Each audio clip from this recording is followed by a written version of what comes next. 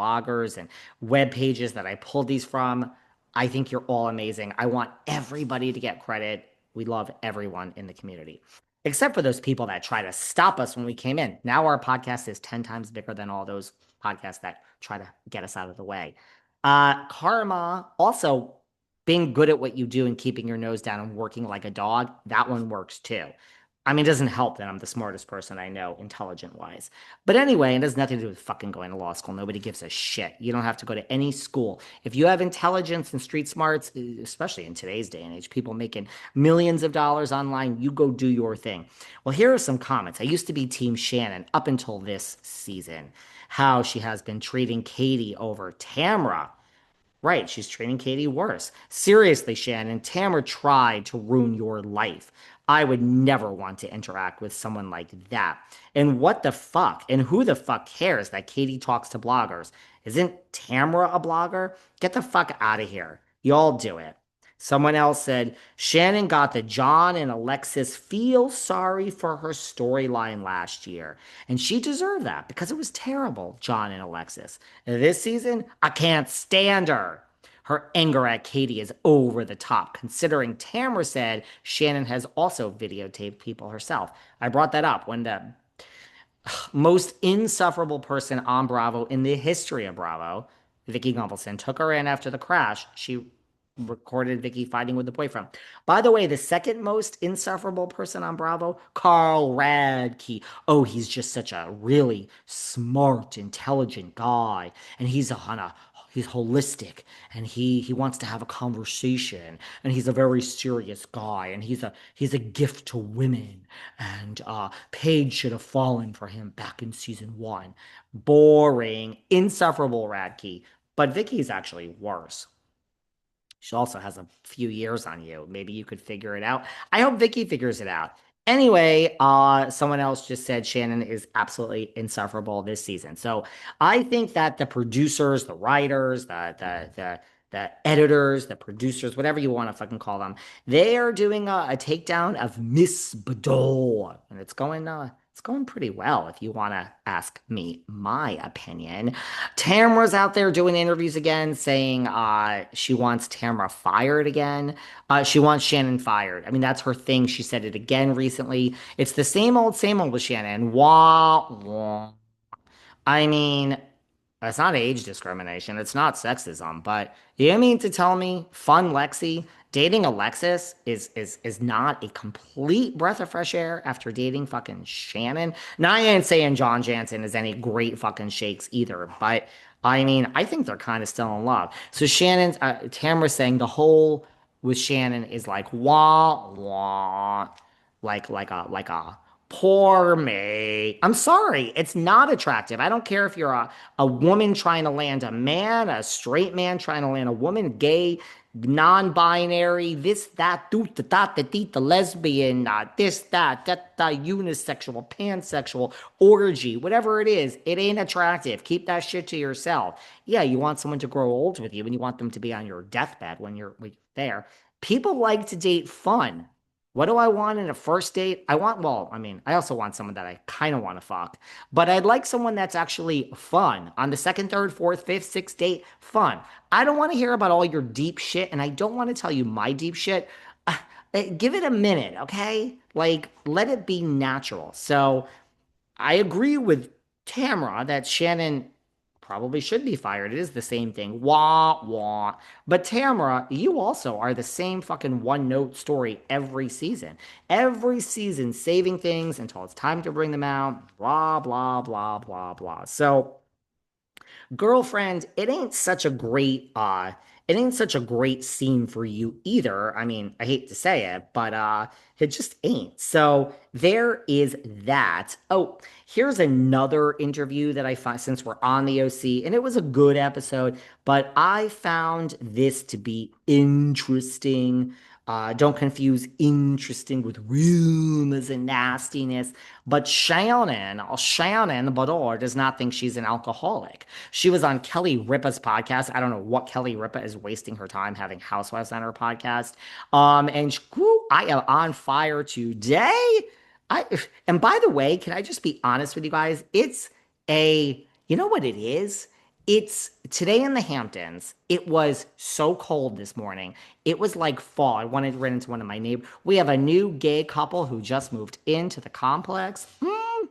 Like my friend Spencer, who lives here, who's gay. We're like, this would be great to just be like a fabulous gay complex. But anyway, it really is an older age home because like I really think I'm the youngest person. Oh, that's not true. I think I'm the second youngest person who lives here, which I fucking love that. I love that.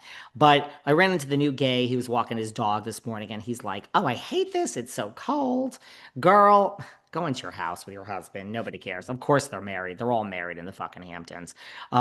Spencer is single, and so am I, but we're the only two. Anyway, love it. It was like cold and it was fall and it's August.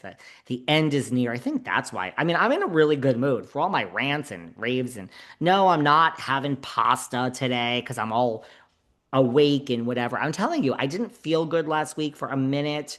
And it really is true. I mean, nothing was major. Let's be calm. It's just, I was like, a flu, but like it really is true. Like if you have your health, I mean, that should, of course, I worked through it and no one knew the difference. There was no missed show, but man, I'm feeling so good again. If you have your health, you have everything. But Shannon, I don't know what the fuck Kelly Ripa is having you on. She was talking about earlier this year. Remember, she was pulled over again, and she says California has a no touch law, and she just got a new dog, and she came from an interview. I don't know what any of this has to do with touching your phone to text someone while you're driving.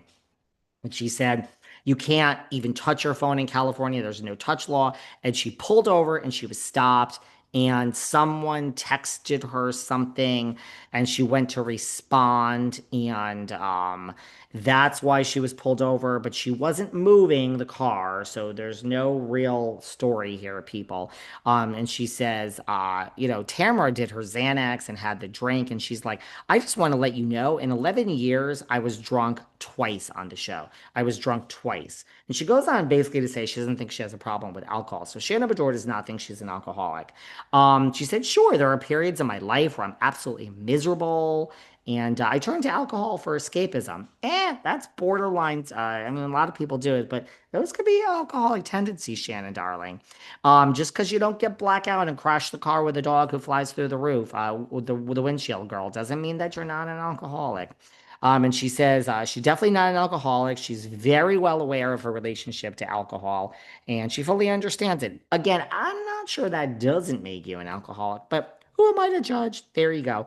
Oh, and she said, by the way, in the past, when Megan King Edmonds was on, past multi guest of ours.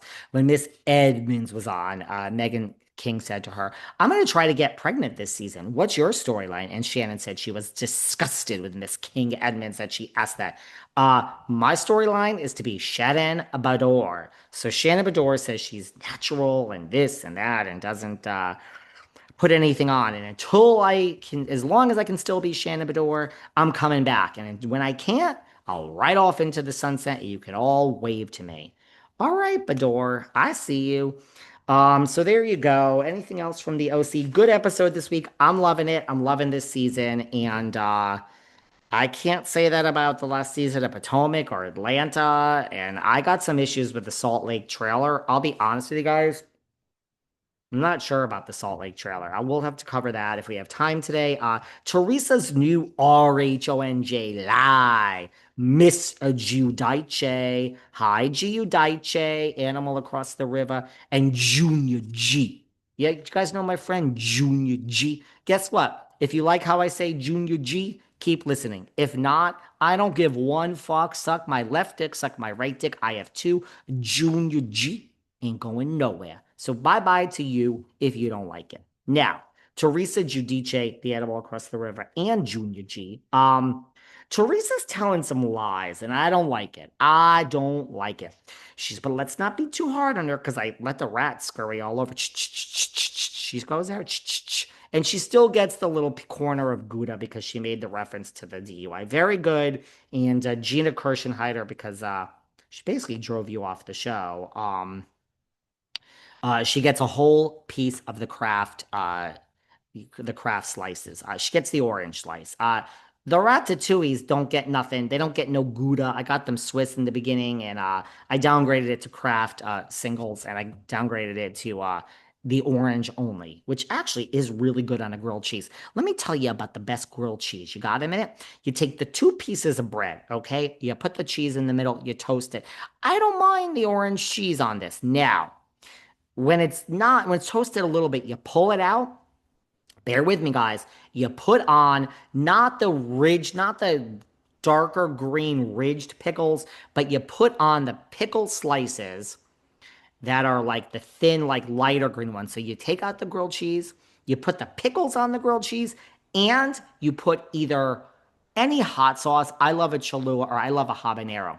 You put a little bit of hot sauce and the pickles on. When it's done, you eat a grilled, you cut it in half, or you can cut it in fours, and you have the 4 pieces, each piece of grilled cheese, toasted bread on both sides, the orange craft cheese in the middle, or the yellow, and you have a pickle or 2 on each piece, and you have habanero sauce or